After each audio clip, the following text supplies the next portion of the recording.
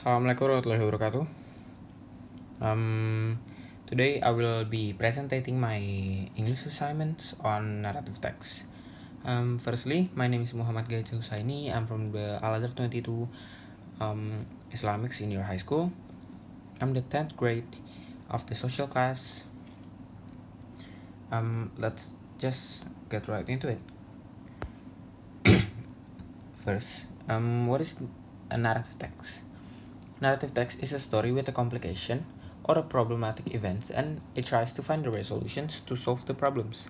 An important part of the narrative text is the narrative mode, the set of methods that use to communicate the narrative through a process of narrations or simply a story to tell you about. What is the purpose of narrative text? Actually, the purpose is to amuse and entertain the readers. There are three types of narrative text. First one being fairy tales, the second one being folklore, and the third one being legends. These are an explanation on all of them, but I will simplify it for you. Firstly, is the fairy tales. Fairy tales is a fantasy style story with settings in like a castle and such. They are often intended for children and will features beautiful and wondrous characters such as elves, goblins, wizards, but not necessarily fairies. The second one is folklore. Folklore is a collection of fictional stories about animal and people of cultural myth, jokes, songs, tales, even quotes that is passed down through generations. And lastly is legends.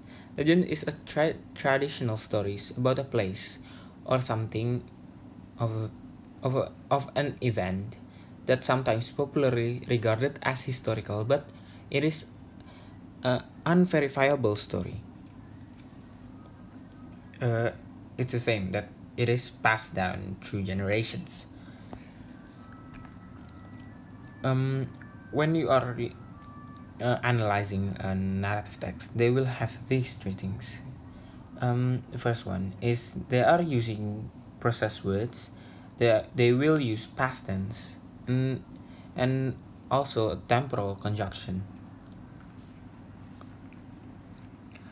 In every narrative text, they will include characters, a plot, a conflict, a settings, and a point of view.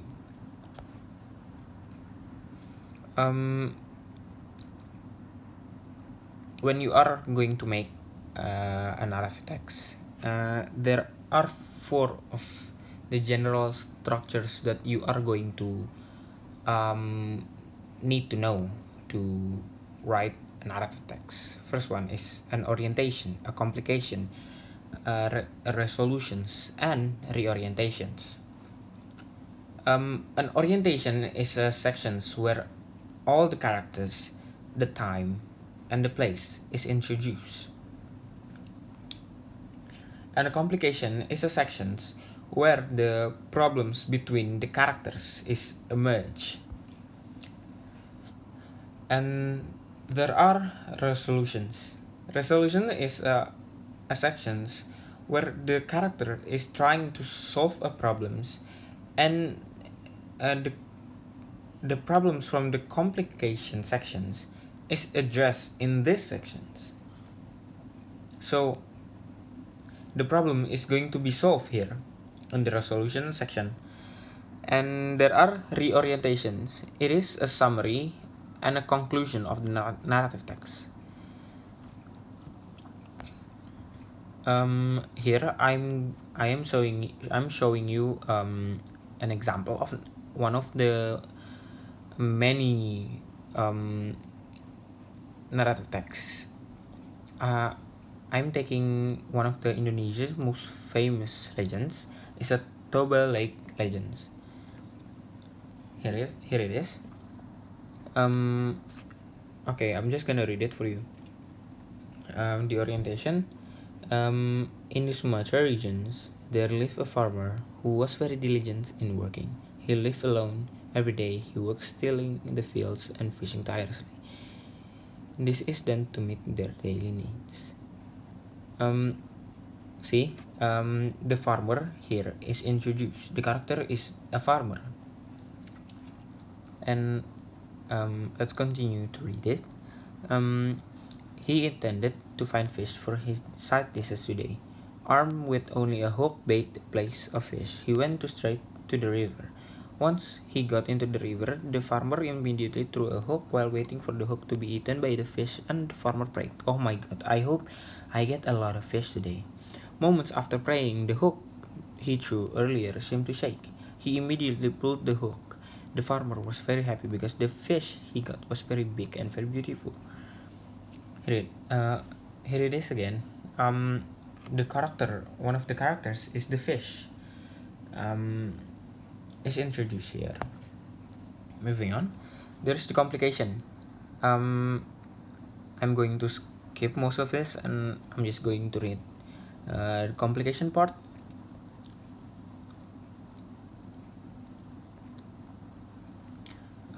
Until one day, the farmer's son got an assignment from his mother to deliver food and drinks to the rice fields where his father was working, but the task is not fulfilled.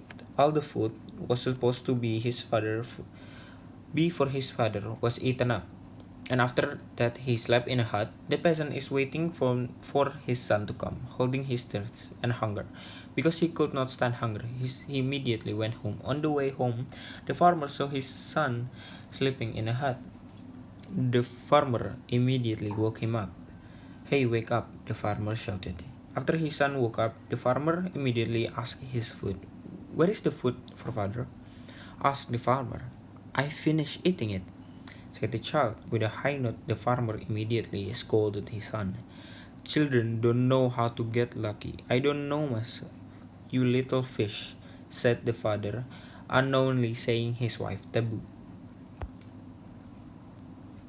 So this is the complication part. Um,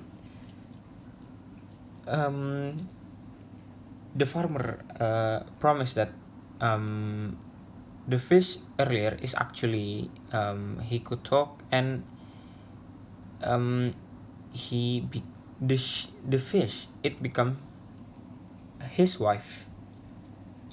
Uh,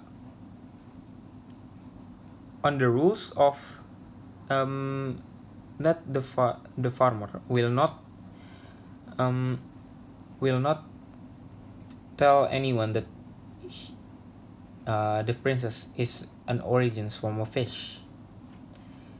And if the promise is broken, there will be a terrible disaster. So the farmer said the wife's taboo. So um, here it is the complication. And now the resolutions. After the farmer uttered these words, immediately his wife and children disappeared without a trace. And from the traces of his feet suddenly spread very heavy water. Water overflowed so high and wide it formed a lake, and and the lake was finally known as Lake Toba. So the resolution is the farmer has uttered the forbidden words that will make consequences if he broke the promise of his wife. So he accidentally broke the wife's promise, and the disaster the his wife said happened actually happened. The water started flooding, and he's drowning, basically. And now, lastly, this is the reorientation. The moral of the story is once you've made a promise, don't break it. It is basically a summary, and it can be a moral of the story. Thank you for